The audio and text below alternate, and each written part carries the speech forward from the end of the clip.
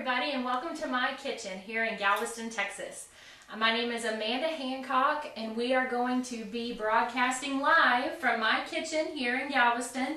We Texas girls love a lot of heat, and that's why I'm going to make rattlesnake bites for you today. Now, you may have heard of jalapeno poppers, but I bet you've never tasted a rattlesnake bite, so we're going to go ahead and now you're going to need about a dozen jalapenos for 2 dozen poppers because we're cutting them in half. So you'll take each jalapeno and you'll just shell them with a spoon. You may want to wear gloves for this because if you're not used to the heat of the peppers, especially if you get a hold of an older pepper like this one where it's kind of yellow inside, that is really hot. You don't want to get that underneath your fingernails. You'll be feeling that for days if you get that in your eye. So we're going to shell out a few of these peppers.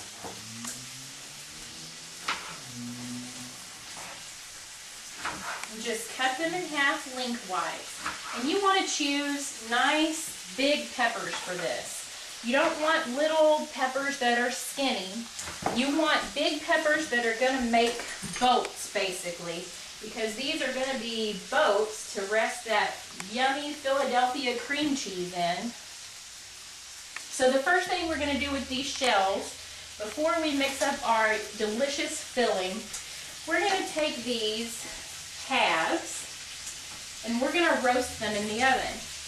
Now, a lot of people don't really do this with jalapeno poppers. They just use the fresh jalapenos. I like to roast them because, number one, it gets them a little bit softer so that you're not biting into a crunchy raw jalapeno when you get the finished product. It also brings out a little bit more of the heat in the jalapenos. And we do like heat here in Texas. I do, my family does, and my friends do. While those are roasting, I'm going to go ahead and start on the filling for the rattlesnake bites. First, we're going to take some shredded cheddar cheese. Now the secret of this cheddar filling is that this is not any regular cheddar cheese. This is habanero flavored cheddar cheese. Now, if you can't find habanero flavored cheddar cheese in your area, you can use pepper jack or sharp cheddar or any other type of cheese that you like to put in your rattlesnake bites. But since this is a rattlesnake bite, we want a lot of heat and we want that cheese in there to impart that flavor. We're going to use the 1/3 less fat Philadelphia cream cheese today.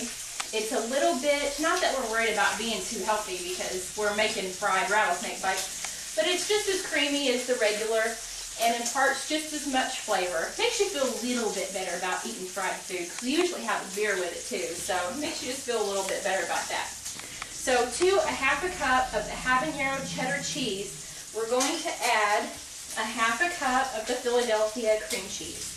You don't have to use the 1/3 less fat if you don't want to. You can use the regular or any of the great flavors that Philadelphia offers. We're also going to take a little bit of steak seasoning.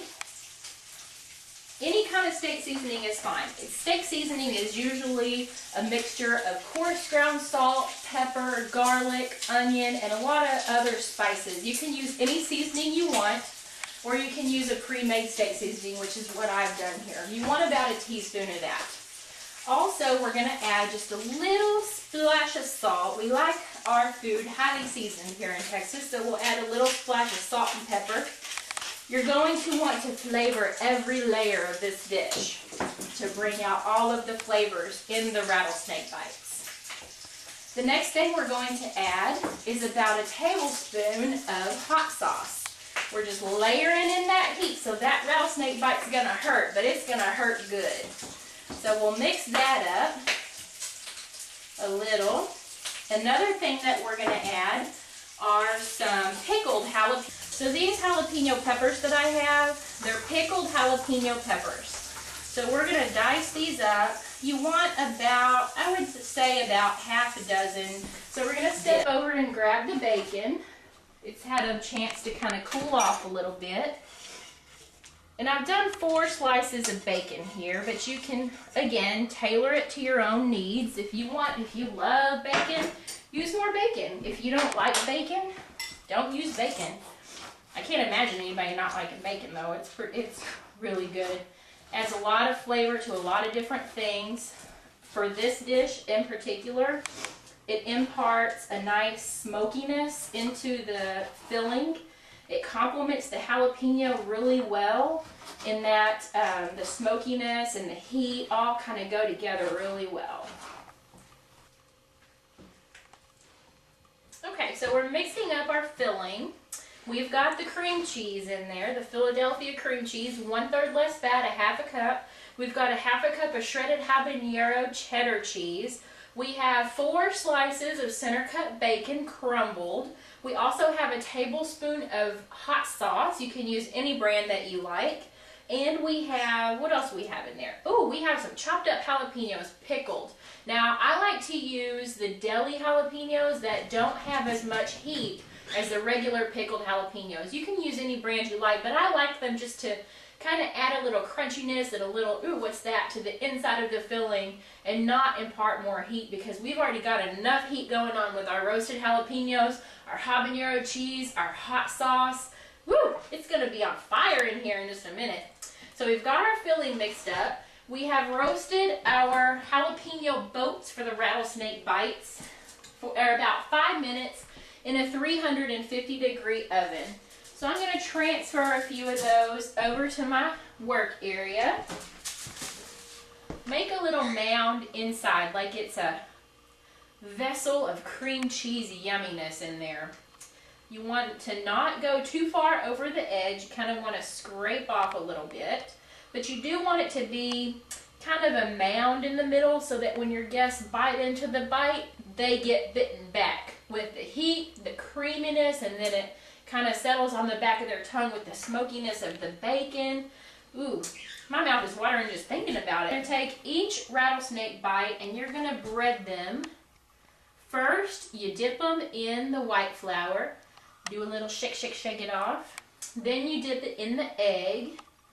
Now you're going to want a dry hand and a wet hand to dip these. And then, oh heck, everything gets messed up anyway, doesn't it? Isn't that always the case? You get everything everywhere. It doesn't really matter if you got a wet hand and a dry hand, or just doesn't matter. I always get messy all over. Maybe that's something I can learn later when I become a little bit more polished as a cook.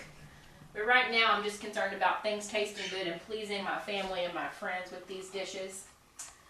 So we're going to do a few more. We'll bread, flour, egg, and breading. The oil is set to 350 degrees. Now you're going to want your oil between 350 and 360 to get a nice golden color. This is going to go pretty fast once you drop them in the oil. So go ahead and get a fork or something ready to grab those bites. You don't want to overcook your bites because remember, we've already softened up the jalapenos in the oven. So you don't want to overcook them. You certainly don't want to burn them. You want a nice golden brown presentation. So we're going to go ahead and just drop each of these in the oil. Really gently, one at a time. See how beautiful and golden brown those are? That's about a minute in the oil, and these are just beautiful. I just love the color that the panko breadcrumbs give to anything that you're going to fry. So next we're going to go ahead and plate these. I have my margarita glass. You can put these on any kind of plate you want, of course, but it's kind of fun if you're going to have a party to put these in a big margarita glass like this. We'll go ahead and put these around the ranch dressing. That way you can put them on the table. Your guests can just walk by and pick up a glass. That way they can walk around with your rattlesnake bites, enjoying, eating, and you don't have any double dipping in your ranch either because that's kind of gross. So you want to give everybody their own serving, and that's how we get rattlesnake bites. This has been Amanda Hancock here in my kitchen in Galveston, Texas for the Real Women of Philadelphia.